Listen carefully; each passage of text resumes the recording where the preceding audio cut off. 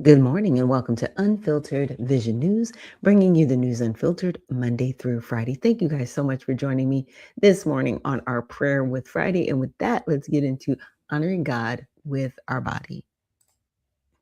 So, God, please guard our mind and our thoughts. God, help me to fix my thoughts on what is true and honorable and right and pure and lovely and admirable. So I will think about things that are excellent and worthy of praise. God, please protect our ears and help us listen to your voice. God, help me to be quick to listen, slow to speak, and slow to become angry. God, please protect our eyes from sin's damage. God, I make a covenant with my eyes not to look lustfully. God, please speak life over our mouths. God, set a guard over my mouth. Lord, keep watch over the doors of my lips. God, please help our hands to serve generously.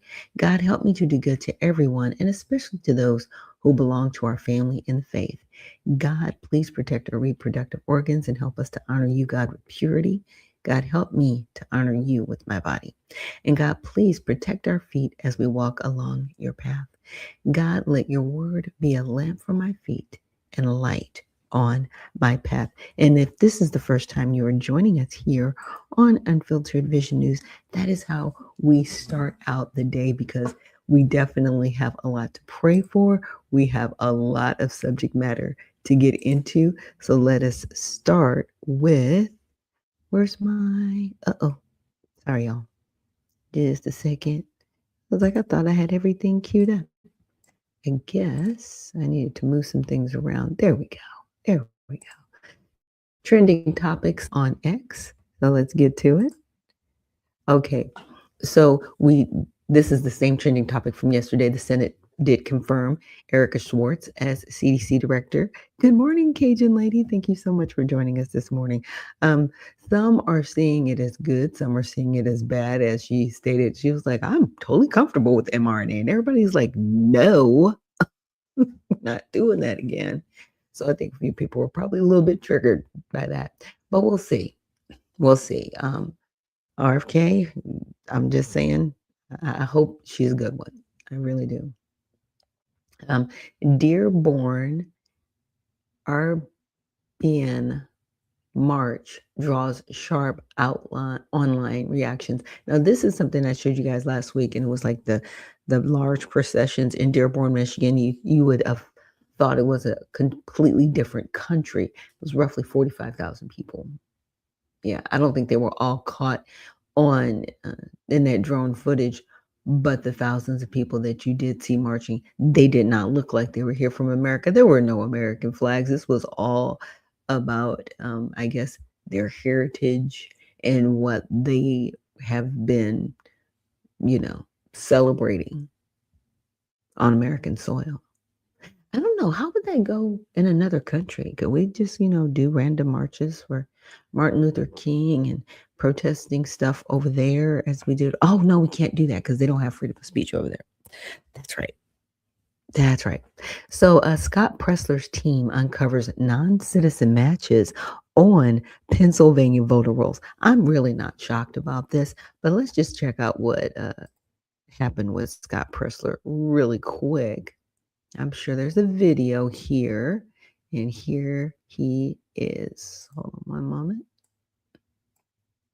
Department of Homeland Security, according to the DHS review of state voter rolls and public records, they identified approximately 278,000 non-citizens who are registered to vote in federal elections.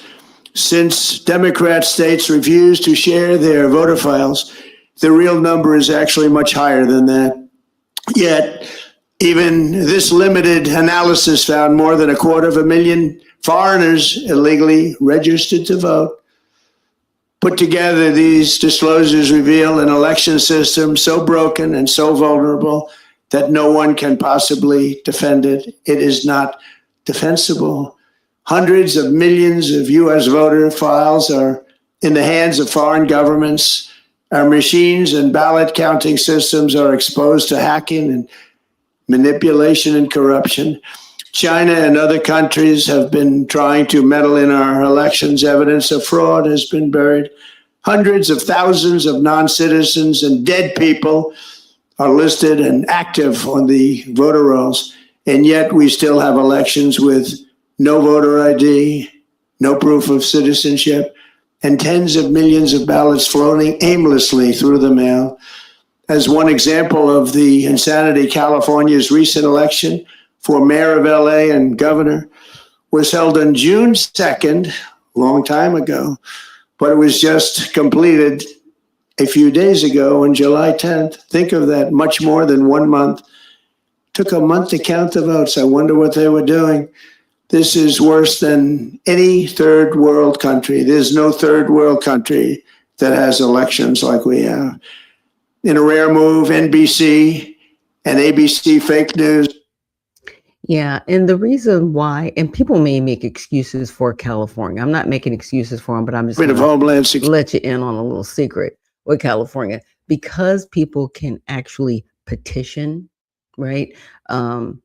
Something happened with my vote or this, that, and the other. They give so many days to actually go back and review that information. That's why it takes so long for their voting to be completed, because they're not just saying, okay, here's the tallies, here's the winner. They're literally going through and in real time doing the audits as they're doing the counting. So a lot of states will just do the counting, and then if there are issues after the fact, then they'll go back, right, and do any audits. If somebody petitions for a recount or anything like that, they'll do that after the fact. So it's one of those, I don't want to say it's semantics, but California, you need to do better. You do. And especially for those states that refuse to turn over their voter rolls, I think that is really weird, because that's very telling that you just don't want to do what's right. Because if you were doing what's right, why would you care? Why would you care if anybody audited your records? Everything should be clean, right? You shouldn't care, right? So why are you pushing back so hard? I'm just saying. Just saying. Okay, now let's get into some quick, just some topics on all sides. And now there are the water systems in 12 states targeted in a cyber attack. Now, what a lot of people may not understand is that our water, it does run on it takes electricity to make it work, if that makes any sense. So your water just doesn't automatically just flow to your house. It actually requires electricity with pumps to get it to your house and back to the treatment center and all these ebbs and flows. So for a cyber attack to go in and actually manipulate what's going on with the software that keeps this management system going, that's very, very crazy and scary. So it says water systems in at least 12 states were targeted in cyber attacks last week that U.S. officials suspect may be linked to Iran-backed hackers. And targeted states, and just the few listed here, are Michigan and Georgia. And I definitely live here in the state of Georgia. Where I live hasn't been affected to my knowledge, but that's really, really crazy what's going on there. There was a report Trump's deportation efforts could cost taxpayers an average of $2,358. Yeah, I'm sure it's all costing us, whether people are here, whether people are leaving. I mean, they're offering money to leave, so I don't understand that. That's just weird. Like, where'd you think the money was going to come from? Really? It just comes from the air. Y'all are just weird. Just a myth. Okay, there was one other thing I wanted to make sure that I pull up. Thank you guys again for joining me this morning. And don't worry, this is par for the course. If this is the first time you guys are joining us, there are some times when it's just me. Okay, I'm doing everything here. But I wanted you guys to check out this video. So apparently, Donald Trump has done another executive order regarding this whole birthright citizenship debacle. And I do call it a debacle, because he's been, really outspoken about the birth tourism. And so I wanted to check this out. Our President Trump is speaking now in the Oval Office at an executive order signing. Let's listen in. Do you have anything to say about that? Sir, I think you need to put this in the context of everything else that's happening. Manufacturing productivity is the highest it's it's been in years. We haven't seen any growth like this for forever. Under President Biden, the last part of his presidency, he lost 220,000 manufacturing jobs.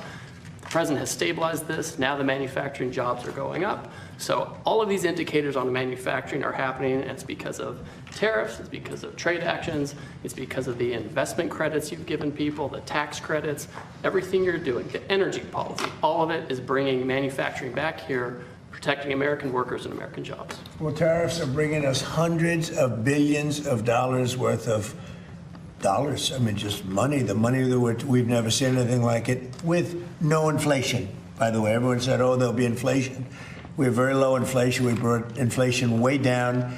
I inherited the worst inflation in the history of our country. They say 48 years, but I say the history of our country, and from the Biden administration, and we're bringing it way down. So the numbers that, I mean, beyond the money being brought in, the number of factories being built in our country is more now than we have ever seen before. There's never been anything like it. And you're going to see the results. And you're seeing the results already in construction jobs because they're being built all over the country. But in another year, as they start to open, there's never been, we call it the golden age of America, and that's what it is. Now, if we could talk, Steve, maybe you could discuss what we're dealing with on birthright citizenship. We had a very unfortunate decision in the Supreme Court concerning birthright. It was close, but a very, very unfortunate decision. So we're making adjustments because it's very unfair. This was done for a different reason. This was done right after the Civil War. This was for the babies of slaves. And what's happening now, people are building businesses around it. From wealthy people are building businesses around birthright citizenship.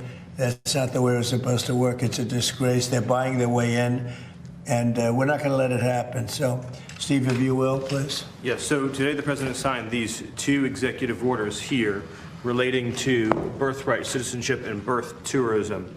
As the president mentioned, the 14th Amendment was passed exclusively in the aftermath of the Civil War so to ensure that the children of slaves would be citizens. It had no other meaning and purpose outside of that. And that's been clear, obviously, since the day that it was passed. You can go back and you can read the congressional debates. This is not something that's even seriously contested by anybody. The president is using his authority as commander-in-chief to sign first an executive order using the new ruling the Supreme Court issued to expand the definitions of people who are ineligible for birthright citizenship. That includes, for example, alien enemies of the United States, members of foreign terrorist organizations, and large categories of people who lobby and act on behalf of foreign governments. And so with taking this action, it ensures that large numbers of people who wrongly would be getting birthright citizenship will no longer be eligible for those benefits. The second action that he's taking, which is especially historic, is for the first time ever in American history to ban birth tourism. So I want you to really let that sink in. This has been something that people have talked about not only for years, but for decades. The idea that people come here pretending to be a tourist, pretending to be a visitor, saying they want to go to Disneyland, or they want to go visit a monument or go to a national park, but the real reason they're here is to have a child, to make that child an automatic citizen, leave our country, and then have a U.S. citizen child. It gives them access under this broken system to welfare benefits, ultimately to the voting booth, and all the other rights and privileges that belong solely to Americans. So that practice of birth tourism is, as of the signing of this order, hereby banned. And with that, Okay, now I'm going to leave the rest. You guys can watch the rest of the video because I only have so much time. Okay, so I looked all of this up because, of course, you guys know I did. Because I was like, what? Woke up to it this morning. I was like, oh my. So let's get into it. Okay, so the question I had is, I said, can you please outline the executive order by President Trump to end birth tourism? All right. Now, and I said, also, can you please outline Immigration Section 215? Because that is what they're hanging their hat on. Now, you know there's going to be lawsuits behind this, which I would find fascinating because people they act like this doesn't exist. What are you talking about? So it's going to be interesting. Anyway, so so it says yes, on August 6th, President Trump signed 2 related executive orders in response to the Supreme Court's June 30th decision, right? Trump versus Barbara. One is specifically titled Ending Birth Tourism.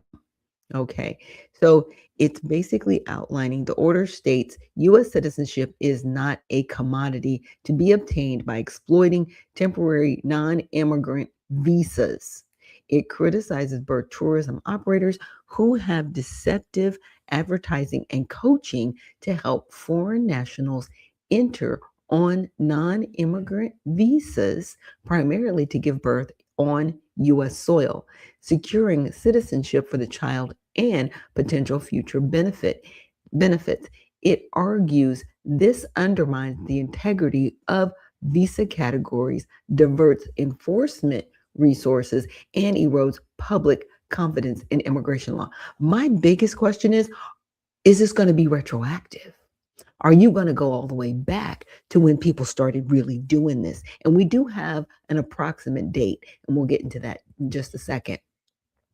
So the key authority of delegation, the president delegates authority under Section 215A of the Immigration and Nationality Act, which is Title 8 USC Section 1185A, to the Secretary of State and the Secretary of Homeland Security. This allows them to issue or adopt rules, policies, and operational guidance to implement the order, which means he's delegated that to them so they can enforce the law. Basically, they can be like, nope, not today. So there's a process when people apply for their visas. It has to be examined, it has to be vetted, then it has to be approved so they can deny all of it. And it's going to probably have more scrutinizing questions. I would say, I don't want people peeing in a cup. I want you to have to walk through a scan. I want you to have to walk through a scan so we can see if there's something else hidden literally within your body. Because my whole thing is, if you were to violate this law, you should be immediately removed from the country and your child's not a valid citizen, period. That whole just soil argument doesn't work anymore. It doesn't work. Because you came here with intent that was illegal. And that's always been illegal, but it's very crazy how they just keep trying to force an invasion on us using our laws. It's really disgusting. So a companion order continuing to protect the meaning and value of American citizenship. Okay. It directs agencies not to issue or accept citizenship documents for certain categories of children born in the U.S. when neither parent is a citizen. This includes cases involving commercial transactions to obtain birthright citizenship, explicitly covering birth tourism arrangements and certain surrogacy uses. Children of certain foreign government employees, alien enemies, right, members of designated terrorist organization, and births in certain U.S. territories where citizenship is not conferred by statute. I absolutely love it. Keep it going on repeat. Now, I will have this link for you guys to really go over. So I say, ask for some of these operators. So here are some of the operating websites. Yes, there are websites, by the way, that promote this stuff. Okay. There's one, Have My Baby in Miami. Okay. It's Florida based. It offers concierge maternity packages, housing, airport transfers, hospital coordination, document guidance. It has claimed involvement in large numbers of international births and markets heavily to Brazilian and other Latin American clients. There's Doctores Para Ti, markets childbirth packages exclusively for international patients, post using birth tourism. This is a whole hashtag, right? And offer pricing for C-section and vaginal births, plus logistics and legal support. And that's in the Texas area. All right. And there's another one in El Paso, Texas. So there's as you can see, there's a lot of these places. Yeah. Yeah. Very, very, very crazy. And I say, can those operating facilities be prosecuted? Yes, they can be, because what they're doing is completely illegal. So operators of birth tourism facilities, maternity houses, and related concierge services can be prosecuted under U.S. federal law when their activities involve criminal conduct, most commonly visa fraud, right? Conspiracy, money laundering, and related offenses. Yeah, so a lot of these places that are literally online right now, let's just look up one in real time. Let's see. Let's look up the first one and see what comes up, because it didn't give me the links. Sometimes I'll get the links. Yeah. Have my baby in Miami. That's a PDF. Oh, that's house.gov. Looking for it. And my baby in Miami. They got a whole YouTube channel. What? Yeah, y'all are seeing this. Y'all are seeing this. That is insane to me. This is really good. But this is happening. This is happening. That's bold. Okay. To me, that is so bold. It's like, yep, we're gonna come and we're just gonna have our baby and we're just gonna do what we want. What? No, you're not. You're gonna stop invading our country. Have my baby in Miami. Like I said, they have a whole dedicated website to this. What? And they've got thousands of subscribers. You can subscribe. I don't know if there's any videos. There's no videos, but you can subscribe. That's kind of weird. Okay, there we go. There's the videos. Okay. So here's a video. Let's see what it's got to say. Hijo. Y el programa Tener mi bebé en Miami volverá. Okay, it's not in English, but yeah, these are in a foreign tongue, but promoting, as you can see, for people to come here and just have a baby on the American taxpayer dime. I'm glad they can be prosecuted, and I hope that they are. But again, I will have this link. And the other thing I wanted to know is, I said, can you list the origin dates of commercial birth tourism and which countries primarily took advantage of this practice? Because at this point, it's more than a scam. This is organized crime. Okay, a scam is something that, might last and they'll find it. No, this is organized crime, and it's been going on for a long time. So commercial birth tourism, right? Visa assistance and marketing specifically for the purpose of obtaining U.S. citizenship for a newborn. That is not only fraud, it's violation of federal law, because that is not why the 14th Amendment was put in place, but they're taking advantage of it because of this whole Kim Wong-Ark thing, which was illegal. And I'll get into that in just a second. My goodness. But this started in the 1960s. So let's not be fooled and deceived. Oh, this was just happening 10 years ago. No, it's been happening since the 60s. Okay, so some California maternity hotel operators have claimed commercialized operations catering to Koreans existed as early as the 1960s, with rumors of similar services for Turks on the East Coast. These claims are not extensively documented in official records, but this was approximately the time that it started happening. In the 70s and 90s, it was informal to small scale, right, practices among ethnic Chinese. Then the late 1990s to the early 2000s was more structured. Late 2000s to early 2010, it was a rise of the commercial industry. That's when they just started getting websites and just putting it out there boldly. You see, they got a YouTube channel on it. Just come over here and handle this, right? So it says here are the primary countries. You've got China, Russia, Brazil, okay? And so These are the countries primarily taking advantage of this. And I know a lot of people go, okay, why are you bringing this up? Because not only is it important, this is scary. And the other part that I wanted to bring up was the 14th Amendment and the debates that happened. And so here's two debates that I wanted to show you guys. So here's the first one. And here's part of the debate.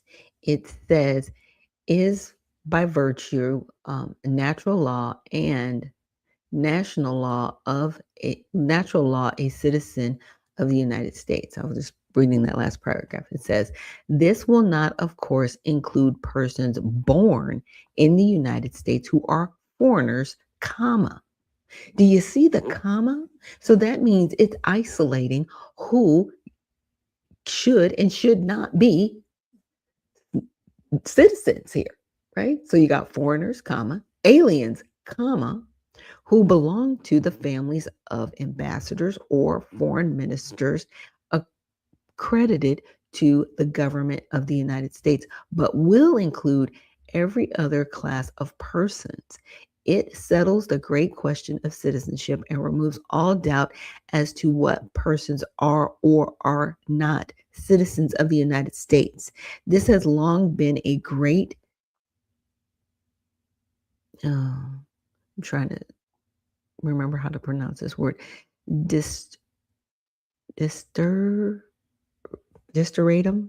in the jurisprudence and legislation of this country. So it's not supposed to include persons who are foreigners. And see, what they try to tie it to is they go, foreigners, aliens who belong to families of ambassadors. It's more, they are foreigners, comma. You want to say who belong to the families of ambassadors. Well, who's an ambassador? They are not eligible. But foreigners are not eligible. Aliens are not eligible. So it is not a just soil situation. And that's what the Supreme Court said. They said it's just soil. If you land on the soil and you have your kid here, you win. You won the lottery. Huh? That means that this would have been happening on a mass scale back after the Civil War when the 14th Amendment was put in place. But now I wanted to also share with you guys something else that I found. And this is about the Speaker of the House. And I know you guys are going to have a hard time seeing this. I'm going to try to make it bigger because I'm having a hard time reading it too. Let me move over here. Oops, there we go. Sorry. Oh no. Picking up the wrong parts of my screen. There we go. So it says Speaker of the House. He's Lieutenant Governor and President of the Senate. And this was C-A-Y-C-O-C-K. Aycock? I think that's how it's pronounced. It says the 14th Amendment is unconstitutional. The purported 14th Amendment to the United States is and should be held to the effective, invalid, null, void, and unconstitutional for the following reasons. The joint resolution proposing said amendment was not submitted to or adopted by a constitutional Congress. Article 1, Section 3, and Article 5 of the Constitution. Move this up a little bit. Sorry, guys. Okay. It says the joint resolution was not submitted to the president for his approval, Article 1, Section 7. The proposed 14th Amendment was rejected by more than 1/4 of all of the states then in the Union, and it was never ratified by 3/4 of all the states in the Union, Article 5. The unconstitutional Congress. The U.S. Constitution provides, Article 1, Section 3, the Senate of the United States shall be composed of 2 senators from each state. Article 5 provides no state without its consent shall be deprived of its equal suffrage in the Senate. The fact that 23 senators had been unlawfully excluded. Let me move this up a little bit so I don't lose my place. Don't move anymore. From the United States Senate in order to secure a 2/3 vote for adoption of the joint resolution proposing the 14th Amendment is shown by resolutions. Okay. Yeah. So there's that too. Now, a lot of people, they're probably going to sit here and panic and, oh my gosh, I can't believe it. Yeah, there were some things that happened, but that was that person's opinion in the debate. So is the 14th Amendment unconstitutional? In my opinion, yeah. And I know everybody's sitting there like, what are you talking about? The reason why I say this is because in the Declaration of Independence and in our wonderful Constitution, we do have under the First Amendment where it says all men are created equal. If all men are created equal, why in the world would you need an amendment securing their citizenship in this country? You shouldn't. It's very simple. It's very simple. The emancipated slaves were freed. The reason why we even have the 14th Amendment is because of a case called Dred Scott, where a Black man, he was like, I should be recognized as this country. I'm free, right? And the courts were like, nope, you need legislation. Huh? That's how we got here. And now we have this mess. So the question is, are we going to stand up and clean it up? Or are we going to continue to waddle in the mess? Because the longer we waddle in the mess, it just gets worse and worse. So it's time for people to really just start standing up and telling the truth on some things. Truthfully. I mean, let's just have that honest conversation. Let's just rip that Band-Aid off. If we are all created equal, we are. Now, what the 14th Amendment should protect us from is an invasion, and that is what we're going through now, where people can just come here illegally, step foot on the soil and say, oh, my kid's a U.S. citizen, and I get all the benefits. No, that is not why the 14th Amendment was written. It was written so myself, my children, and those before me from an emancipated slave who was my third great grandmother on my mother's side, and I also have the plantation on my father's side. Those emancipated slaves, right?